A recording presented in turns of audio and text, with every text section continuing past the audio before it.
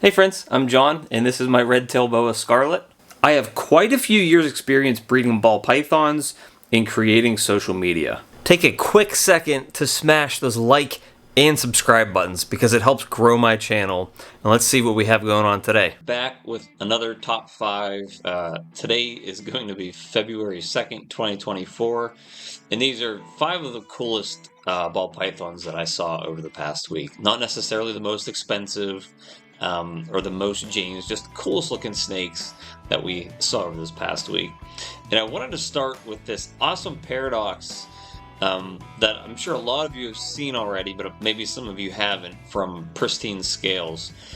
So the pairing here says it was a pied het VPI exanthic to a fire yellow belly VPI het pied. So obviously what it looks like here is obviously the pied is coming through. There's a paradox with the VPI exanthic. It's a crazy looking snake. I have never seen a paradox in person, which means I obviously haven't produced a paradox myself either. But it looks so cool. Just having that black, silvery white color, the grays, butting up right against that, the yellow color right here. And then even kind of going back and forth, yellow head, black and white, yellow neck, black and white down the back, and then yellow. Just really cool looking snake. I hope one day I can produce something like this, that maybe even something that I would keep that ends up being like a display animal, a show animal, cool talking piece when you're at shows, or whether I have people over here in my facility. This is an awesome snake. Congrats to Pristine Scales for producing such a very unique snake. Let's look at the next one. This one is from Royal Pythons. It's a black pastel GHI Wook Clown. And obviously there's some kind of Kraken influence going on here. It's a really, really awesome combination. Black pastel, GHI, and Wook are all darker genes. Black pastel, I really like. GHI kind of works well in everything. It works well in pied, it works well in clown, it works well without any recessives.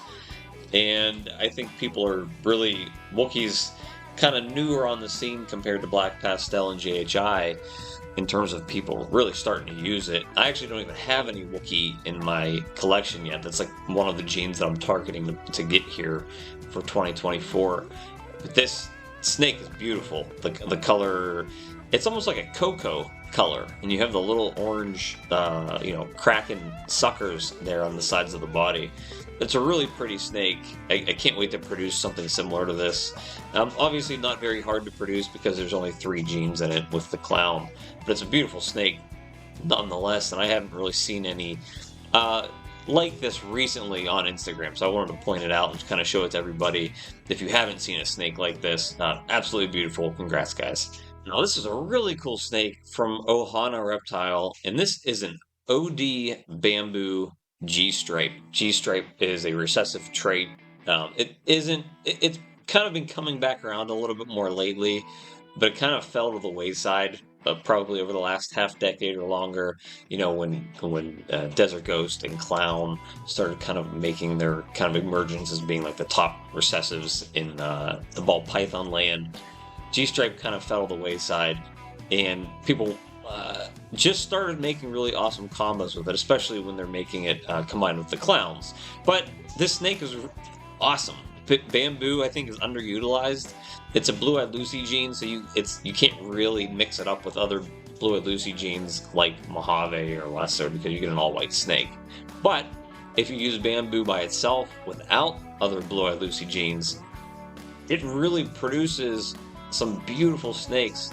My best looking Ultramel snake has Bamboo in it. It just does things, I think, in combos that a lot of other genes can't do. It's a very powerful gene.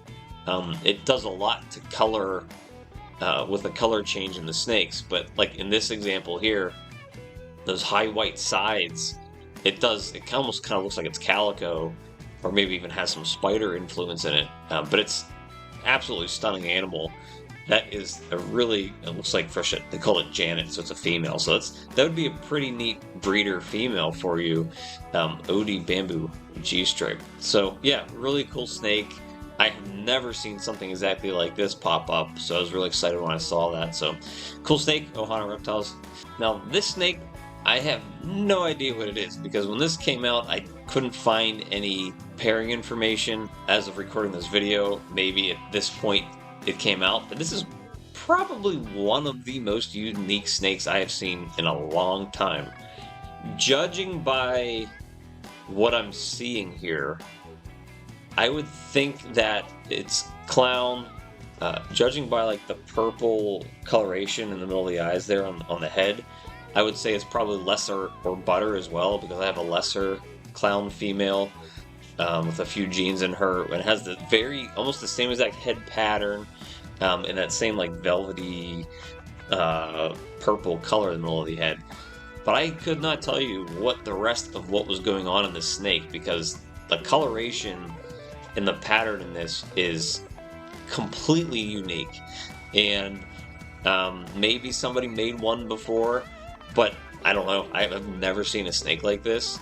So Superior Scales Reptiles really produced probably the best snake that I've seen so far this year.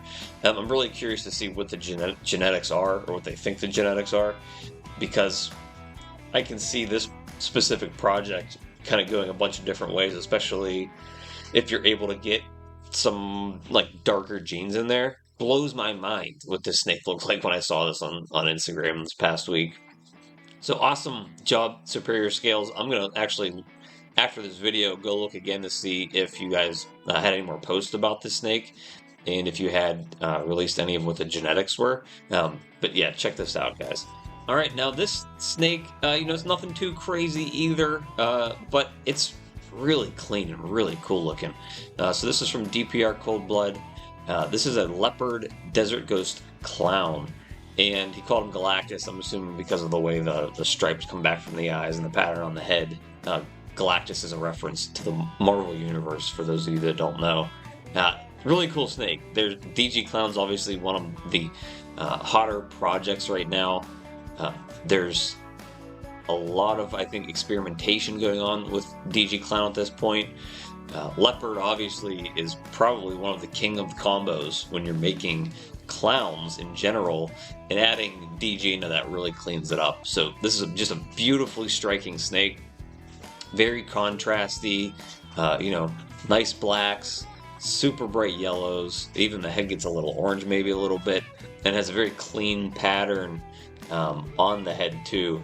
And I think that's why Leopard works so well in clown combos, because it kind of cleans things up. So if you're making clown, if you're just new to this, definitely try to get some Leopard in your clown projects, because it really does wonders for it. But this is a really beautiful snake, and hopefully I'll be producing quite a few of these this season. All right, so that is it for this week. That is our top 5 snakes that we saw over the past 7 days. If you guys have some awesome snakes in your racks that you haven't been posting, go ahead and do so, because there's a chance that I could see it and highlight it on one of these posts, one of these videos. I will, as this post, I will tag everybody that was featured in this video in the text of this video. I'll also make a post on Instagram, and I will tag their accounts in that as well. So, congratulations to everybody. The 5 of you made really awesome snakes, and I can't wait to see what we have next week.